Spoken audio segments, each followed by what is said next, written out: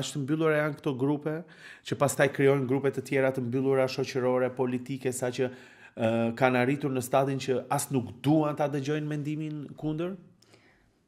Të arish në atë nivel të vetdijes, Nazim, që t'jesh i hapur ndaj mendimit të kundërshtarit, në këtë rast ose të një individi i cili ka një mendim tjetër, kërkon një vetdije shumë të lartë, kuptimin e asaj që ti kundërshton idenë time dhe nuk kundërshton personalitetin tim.